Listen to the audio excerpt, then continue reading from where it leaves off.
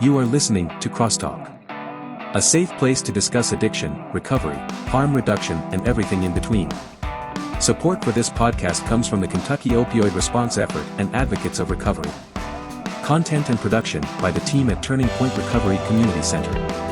Now, buckle up and get ready for the show.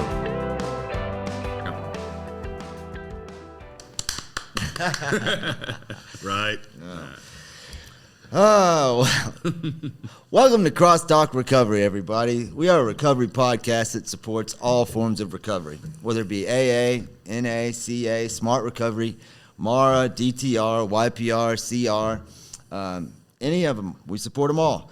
We will dive into topics and tools related to all these programs and have a cast of characters on here ranging from Turning Point staff to special guests on here to tell their story and discuss different topics, promote recovery-related events and happenings, and to give experience, strength, and hope based on their experience in addiction and recovery. We plan to have fun and laugh while realizing the seriousness of this disease and the truth about the struggle to succeed and live a happy, healthy life. My name's Matt Lewis. Sam Peterson. Nathan Brockett. Yep, glad you guys are here with me.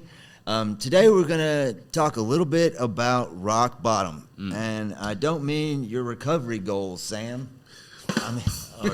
I mean gym goals. Well, it's better than your bowling goals. Yeah. That's what I figured we were talking about. Yeah. Just like your score. Exactly. Leave me out of that one. It's getting better. I mean, it fluctuates. And if Nathan ever comes bowling with us, we'll see what he's made of. Yes, that's coming. Don't worry. No, but rock bottom, man. Honestly, rock bottom for me, I had what I considered several rock bottoms, and for a while I just looked at them as speed bumps, Yeah. or I would break out the jackhammer and find another rock bottom. And I think there's different kinds of rock bottoms. I've had physical rock bottoms, like the time I fell off a roof and impaled my leg on New Year's Eve and, spent 6 months having to use the restroom like that. And, Nice. And my thing is, I thought I hit it several times. Mm-hmm. And then, I went to jail, so this is it. Or, I went to jail again. It can't get that much worse. I have to go to rehab, I've been kicked out of the house. And some of those are rock bottom for some people. Yeah. Mine was much worse. I had to keep going and getting the education, as we like to call it out there, that I was truly an addict. But right. It's whatever you make out of it. For me, I feel like I've went back out so many times that the only rock bottom I have left is when I lose my life to this disease. Yeah, I definitely agree. I've been to institutions. I've been to jails. That's pretty much all I have left. So it's a pretty good motivator for me today not to go back out there. Oh yeah, for sure. It's almost a different perspective now. Like you said, the next time might be death. So we're the lucky ones. They get to do the rehab. They get to go to jail. Mm-hmm. So in reality, at least we're not getting buried. There's always another chance as long as we got breath in our lungs. And they talk about recovery being the point at where you want to stop digging is rock bottom when you say. Yeah. So, one of my favorite quotes that we have on the wall in there is J.K. Rowling quote that says, "Rock bottom is a solid foundation on which I rebuilt my life." Mm-hmm. And I think my ultimate rock bottom that got me to actually do something different was a spiritual rock bottom. When I was just completely spiritually dead, hopeless, depressed, didn't want to live anymore. That's what it took for me. Like I said, jails, institutions, they didn't do it. I got used to that actually. You do it so many times, it's just like, oh, here we go again. I can take a nap, but for me it was just like that hopelessness, and finally I had to decide: do I want to live or do I want to die? Right. And when you get to that point, rock bottom, you can be also used as a springboard to propel you to do something different. And like today, I'm happier than I've ever been, and that's only because I've started putting forth the effort and the action and the effort to change things. Yeah. You know what I mean? I know when I went to treatment this last time, I started out at the Fuller Center. I got there and I was coming off meth and heroin. I was in horrible shape. couldn't keep food down. I mean, I was just sick, you know. And they sent me to the hospital because they thought, you know, I had to get medically cleared to even be in the rehab. And then they stuck me in a detox room. And I was sitting there and I was just looking at the mirror and I was like, all right, you either have to do this or you might as well just go out there and end it. You know, that's where, I mean, I was just sick, you know, I mean, I could have stayed out there and stayed using, but I mean, it was just so miserable. Yes. That none of it was fun. It became more of a necessity, I guess, than you know, even just trying to go through that process of just trying to forget and all those things. And it was a dark place, and that's what it took for me. Now, I've seen other people not have to go to those extents. Right. And I'm glad for them. Right. You know, I know in the big book it has they quit just I can't forget, but there's 2 sections. One's where they quit early and one's where they quit late. Mm-hmm. And I definitely had to go to the late section, I guess, you know. Lost nearly all, I think, is the stories in the back. And it's just, when I think about it, I'm like, you know, how bad it was. And then I think about how great it is today. Man. And it's only been like 2 years, you know. And I'm so grateful that I don't have to live like that anymore. But that's my bottom. Right. Somebody else's bottom might be something else. Mm-hmm. I know that's the thing. You can't decide when someone else is at their rock bottom. They have to decide for themselves. You know, you can't want it more for someone than they want it for themselves. As much as I want people to get what I have, I know that sometimes I have to, like, I have friends who I'm like, I have to pray, actually, that they hit their rock bottom to get to the point of when they're ready to change, because I'm not going to go in there and try to preach at them or try to tell them this is what you need to do. I know that until they hit that point in their life where they're ready, when they're sick and tired of being sick and tired, as they say, then they're not going to make that change. Yeah, that's discouraging too, because especially after the things that just like you talk about, that despair is the word that comes to my mind. Like after going through the motions, getting knocked back down, barely coming out alive sometimes, and seeing these people that, you know, we've been there and they're heading that direction themselves, and you can't just like snatch them, just grab them away. And that's probably a big part of what, you know, it hurts me. Like, it's almost to where I can't separate that, but that's just me. Because I just don't want, and that's why I do what I do, is because I don't want people to feel how I felt. You know? Yeah, I've seen you struggle with that. Some, you know, trying so much, caring. You know, I mean, I don't think it's such a thing as caring too much, but investing too much to where you're affected by it. You know, and that's what they talk about with, I think, when they talk about a selfish program, we have to not let other people affect what we're doing. You know. You know, if you've been down this road of addiction, you know how things are going to end a lot of times. Oh, yeah. And you see that for other people. You're like, oh, man, I've done that. I've been there. But you can only give them your experiences. It's on the – nobody could tell me nothing either. Well, that's what I'm saying. Like, I wasn't listening to anybody most of my life. You know, it took me 30 years out there to even try to do something about it, because I kept – like I said, they were just speed bumps. There was things I thought I could handle. I would bounce back just enough from it to where I thought I was going to pull it off this time. And I wasn't taking anybody's advice or taking anybody's suggestions. I had to learn everything the hard way. And I hate that some people have to do that. You know, today I try to learn from other people's mistakes. You know, and but it took me a long time to get to that point. When I see these young guys in recovery, I really am impressed when they're actually giving it a shot and trying to take advantage of the opportunity, because you don't see that. And I know it wouldn't have been me when I was their age. You know, so it's always an encouragement to see that it's possible to get it this young, and maybe they've had enough pain by then, but I know for me, I hadn't.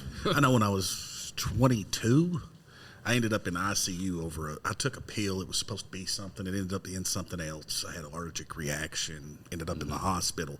And the nurse was like, you know, have you thought about checking yourself into treatment for your drug problem? And I remember laughing. I don't need help. In my brain, it just, you know, I'm in ICU at 22, and it still doesn't occur to me that I might have a problem. Yeah. I'm just like, what problem? It was an accident. You know, I mean, I'll be more careful. I'll make sure that the pills are what they're supposed to be. But that's how my brain worked even then. It was, I don't have a problem. I just made a mistake. You know, I'm the wrong way this time. You know, it was try always that different someone way. else's fault. Yeah. I'm going to try this other way to use more successfully so this doesn't happen again. Never did it cross my mind not using, you know, that could even be an answer at 22. And I've seen these young guys get sober, and I'm like, man, that's tough. I know it's like when I get the DUI, and I'm like, well, now I just have to drive in the alleys. You know, like, so I don't get pulled keep over. pulling this off. and slowly, but surely all those options get taken away too. And then you have to really realize, well, maybe it's the drinking. Well, for me, you know, like I've been hospitalized 3 times for alcohol poisoning, and that was before the age of 25. And I didn't know anything about any way to get out of it except for maybe do it different, or just don't do so much this time, or space it out, all these different ways.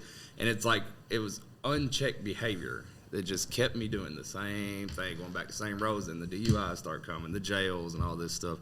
And I'd never heard about any type of treatment, all the recovery things that you named off. That was non-existent in my mind. I just thought quitting was you had to do it, or you were going to go to jail for however long they decided to lock you up.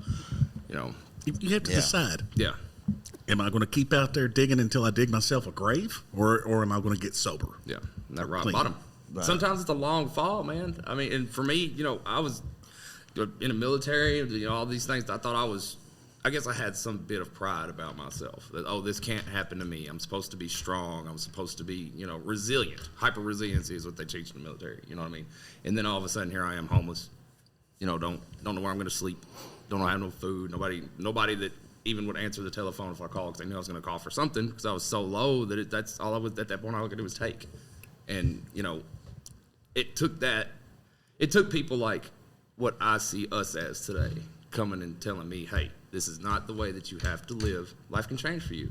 And getting to see that in other people, because, you know, we went through that and we're able to share, like you said, experience, strength, and hope with people to pull them away from that so they don't have to hit those being in the ICUs and all that. Yeah, I know. For me, when I finally had crossed that line of like, I'm using heroin, I'm using meth, and, you know, and I thought that I had come to a place where I thought there was no hope. You know, I crossed that barrier of, you know, I finally realized, you know, oh, there's something seriously wrong. I can't stop. But, you know, I still didn't know how to go about it. Yeah. You know, and I'd like to say that I've never been arrested, but of course I have, you know. And for me, when I look back on it, thank God I did. Right. You know, because I don't know that I would be where I'm at today without those instances, all of them. Right. And you know, I'm grateful for the time I did in jail today. Isn't that crazy? You know, that's wild. That is crazy. It comes in like a resolution for all this almost comes through with a pair of handcuffs. Or, you know, I still remember the officer's name locked me up, because when he put the handcuffs on me, I'd say this is a spiritual experience for me. It's just I felt this just, and I'm sure other people know what I'm talking about. It's like, this is finally over. I'm away from it, and that is just such a weight lifted off of me. It's ridiculous, and I can almost still feel that. You know what I mean? It's crazy. I don't know. I'm just I am too grateful for the people. And you just hope to never lose sight of that, you know? I mean, that's how it was for me. Like, I made so many excuses. Like, I surrounded myself with people who were worse off than me, and then somehow justified that I wasn't that bad because I wasn't as bad as them. You know, before I started using needles, it was like, at least I'm not doing that. You know, I'm not as bad as this guy, or whatever it was. And it was always, I got there. Eventually, I got there. I became the person that I thought I was better than, you know. And then you try to find somebody else that was even lower. Right, and until the day you can't find anybody. It was, I got to the point where everyone was better than me. And I'm like, oh, I'm not as bad as Matt. Don't they say this is the only disease that we seek out people sicker than us? And yeah. And I did that for a long time, you know. Oh, gosh. Yeah, it's like, I'm going to find some, and then one day you're just like, man, finding people that's doing more than I'm doing is getting tough. Yeah. Right.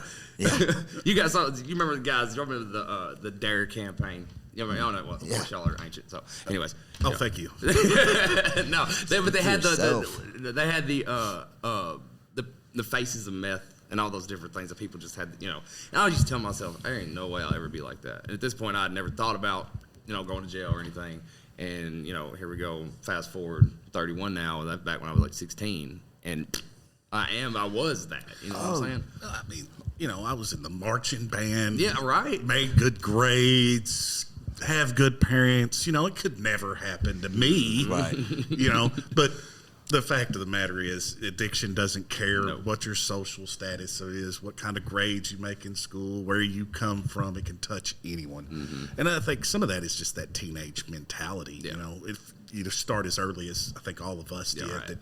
that you have this mentality that none of that, I'm invincible, this could never happen to me. Right. And then you cross that line early and We'll be right back.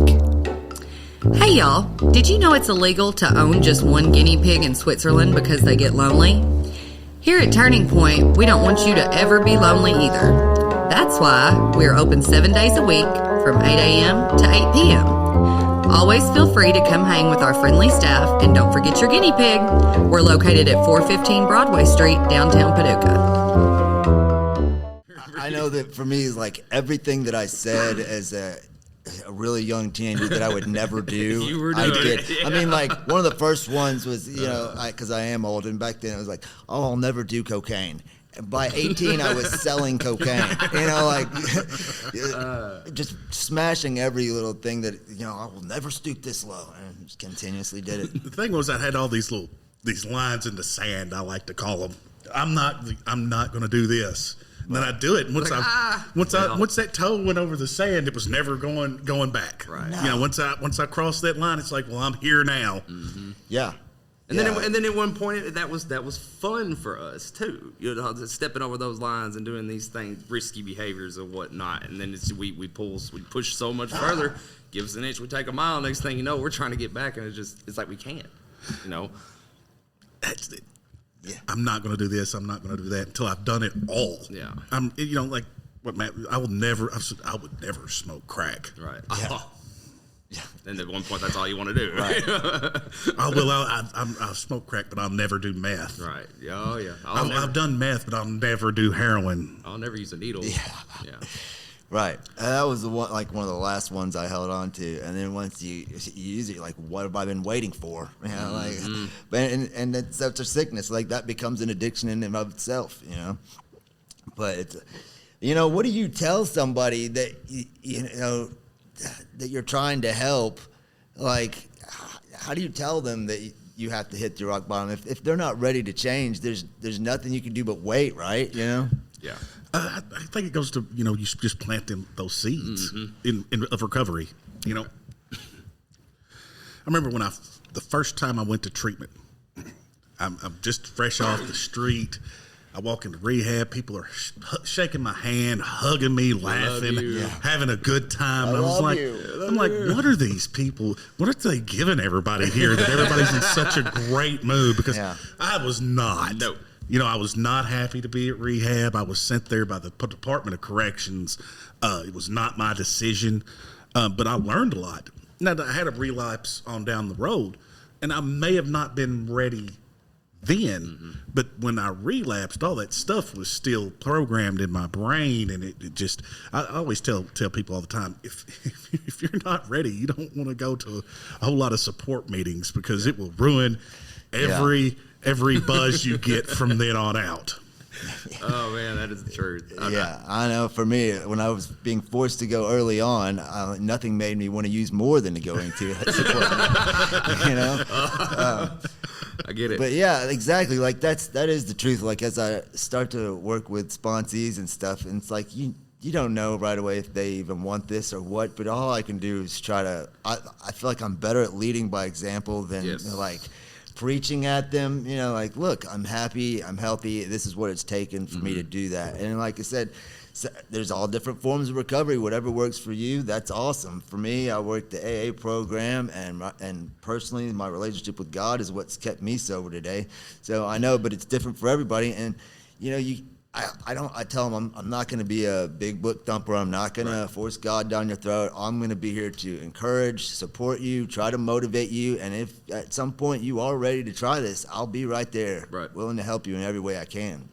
That's probably one of the most, just from my personal experience, is the most effective things. Like you said, leading by example and being there. Because when I came in, when you get to treatment, we went to the same treatment facility. You get there, it's just you're surrounded by hope. that there is a way out of the misery that you're feeling. And coming, and a person like me, man, I was alone until, unless I was locked up. But in here, I was alone. Right. And I get to treatment, and people tell me they love me. And they are shining examples, the happiness, the joys, and the free they talk about you're going to feel. I didn't believe none of that when I first, until I saw it. And then, practice makes perfect. I keep doing these things, keep accepting love from people, and now I'm able to not able to pull myself out. Other people put the cables on me and help me get up out of that rock bottom. I know my very first AA meeting I still remember. And my PO made me go, and I'm sitting in there and I'm thinking, these people have to be, they're full of crap. I mean, they're just everybody's pretending, because I had pretended to be clean several times for the sake of parents, jobs, whatever.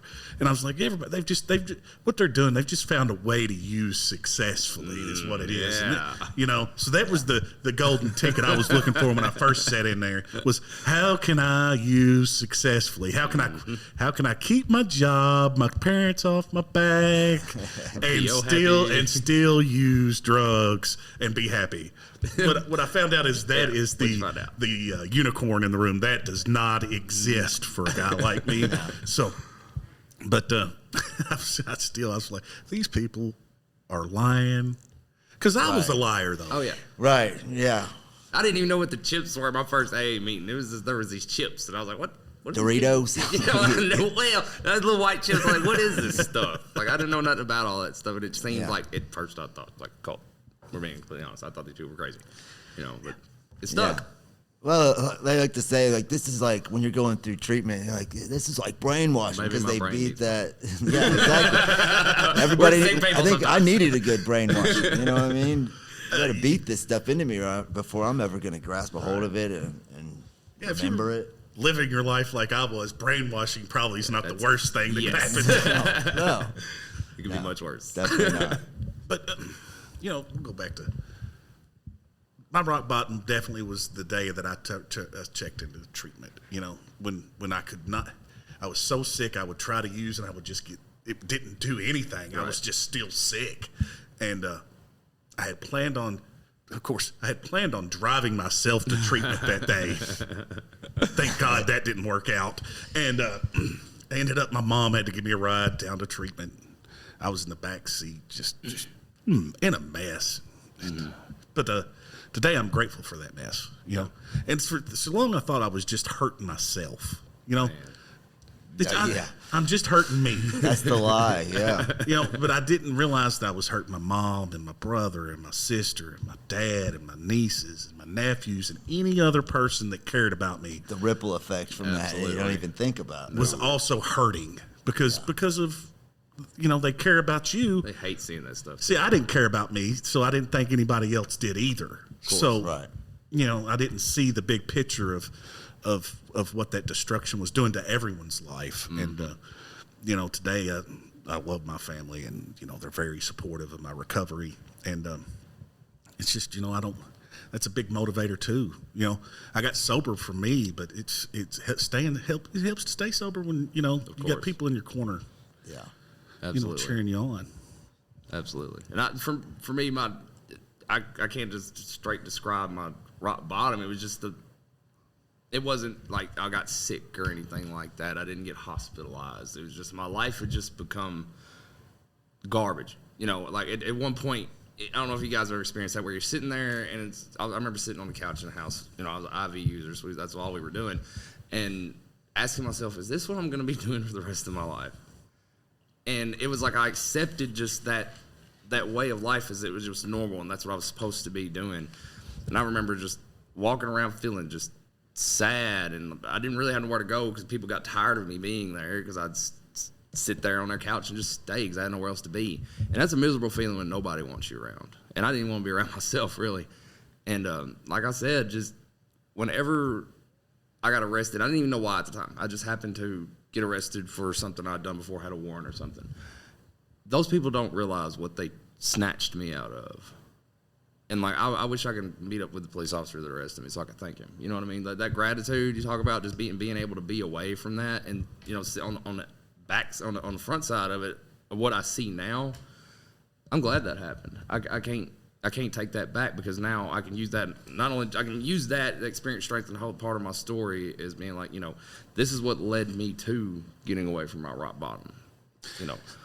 And I know, but the thing I know about addiction, having a couple of relapses underneath my belt, is that wherever I have dug to, if I go back out there, I'm starting right at where I left off. Exactly, that's the scariest part. And I know what shape I was in when I got to treatment this last time, and I'm like, if I go back out there, it can happen to anybody too. Because when I went back out there last time, I started exactly where I left off. Within 3 months, I was couch surfing, quit my job because it was getting in the way of using. Oh, of course. And running around doing all kinds of craziness and just miserable in 3 months, and then I was in that shape checking myself into treatment. So I'm thinking, if I go back out there and I start off there, then it's might not be no coming back. Might as well just start throwing the dirt on top of the hole because it's over. Yeah. Absolutely. Yeah, absolutely. For me, it was kind of a combo of both. I ended up in the hospital, but I had been sick and tired and spiritually dead for years and wanted a way out. I wanted just that magical, cure, the wand. I'm sober in my life and I'm happy, you know. But the truth is, once you get to the point of being actually willing to do something about it, it requires you putting forth action and effort. And, I realized that I wanted all these things for my life, but I was never willing. I wasn't doing anything about it, except making it worse and worse. But it was ending up in the hospital. I've almost drank myself to death after kicking heroin on my own in the middle of COVID, because I lost my jobs. That, I was like, you know what, if I'm going to actually live, and I didn't have the, courage to off myself. So I was like, I better do something about this. I better start making a change. And when I went to recovery, I didn't want to be there. I wasn't happy that my life had gotten me there. I still didn't even know if I was ready to take advantage of the opportunity there. But through that process, actually through coming in and having people tell me they love me and seeing that they're, sobriety could be fun, laughing again for the first time, seeing those brothers in there, people who are actually trying to change their life. Man. And that was the huge, little bit of encouragement I needed right at that moment to realize, okay, I can be happy and have a life after this, I was talking to a guy when I was up at the treatment center earlier today working for a little bit, doing some outreach. And I was talking to a guy, and it was his second time, in treatment there. Yeah. And he was like, I'm not very happy. I was like, look, man, when I went through for a second time in the same treatment center, I was grateful. Happy came much later. I was very grateful to be there, but happy about being there, I was mad at myself, mad at the disease, mad at everybody, because I'm back in treatment again. I think it'd be hard for me to have to go back to treatment and be happy about it right off. I can be grateful without being happy. That's what I have found out. And that's what I told him. I was like, look, man, just be grateful that you made it back because not everybody does. Yeah, that's a beautiful thing too, boy. Yeah, that's the truth. Being grateful is a huge part of this, man. That's one thing I start every day with my gratitude list and just remembering that I'm glad for where I'm at, what I have, and don't want to go back to where I was before. Yeah. Life can humble you real quick. Yeah. For sure. And, we were talking about it a little bit earlier. I get to do fun stuff today. That is, the benefits of sobriety, and I call it the fringe benefits of sobriety or cleaning it, whatever your word is that I get to have real fun with real friends, and I get to remember it all. Yeah. I went to a concert last week, and I'm sitting there, and I'm looking at a lot of the people in the audience, and I'm like, these people aren't going to remember anything about tomorrow. Yeah. And I seen a guy get rolled out in a wheelchair, and, I was just sitting there, and I found a whole lot of gratitude in the fact that I remember every bit of that concert. I woke up the next morning without any type of headache. Couldn't hear real well for a little while, but that was worth it. And but I mean, I get to remember these memories. When I think back to my 20s, I mean, it's spotty still to this day. Oh yeah, Especially with the timeline of when stuff happened, and it could have been 28, it could have been 22. I don't really know. It's just a big blur. Right. Yeah. And today, my memories I get to remember them, you know, all those good times that, and people actually want to be around me. I was just about to say that. Like, part of that's just I'm getting included in things. People actually want to be my friend. You know, I might not be the best friend at times, but at least I can be present. You know what I mean? I can be here, and you know, and it's good to be able to have fun. And you know, I like not having to wake up the next day and say sorry for everything. My God, I used to be that guy that I'd come off a bender and I'd wake up not remembering what I'd done the night before, and everybody's mad at me. Nobody wants to be around me, and I'm just like, oh, I'm sorry. Not even know what I did. Just full of crap, you know. Yeah, that's another one of the great things about working here at Turning Point, like putting on these events that we do, doing fun stuff, going to Six Flags, going hiking, going bowling, Sam attempting to win against me, you know.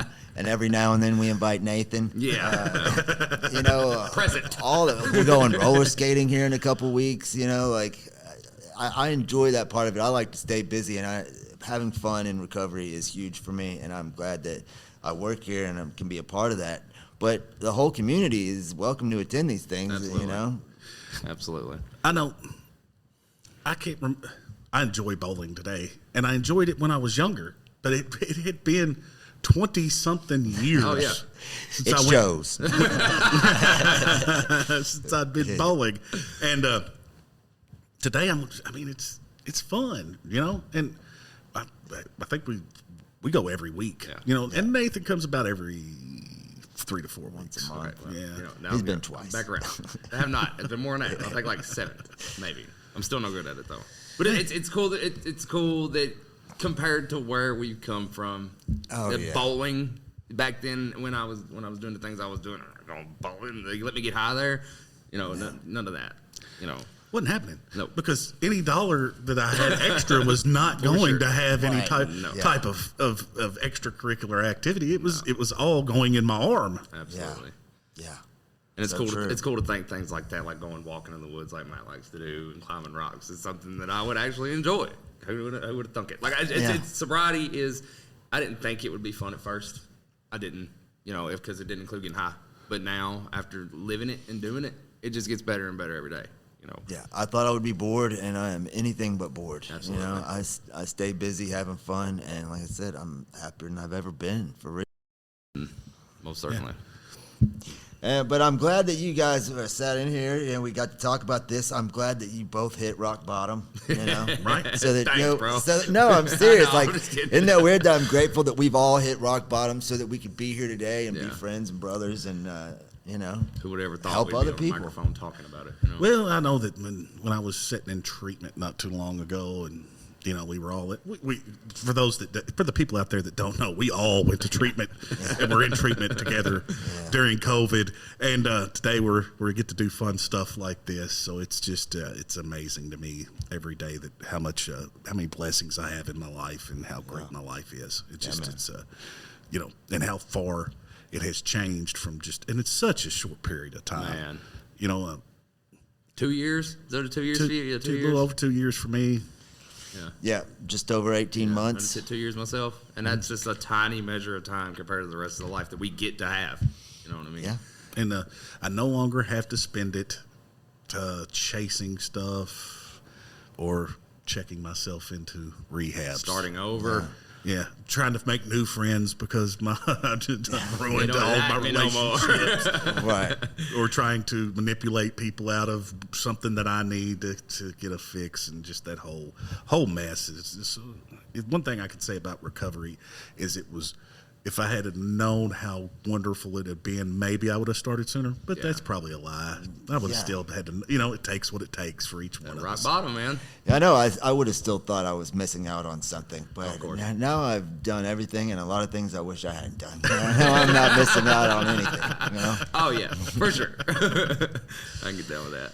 All right, guys. Well, awesome. We're going to end this today. Hopefully you'll tune in sometime again soon for our next one here at Crosstalk Recovery. We love y'all. Love That's all we ya. got. Remember to like and share. Yes, please.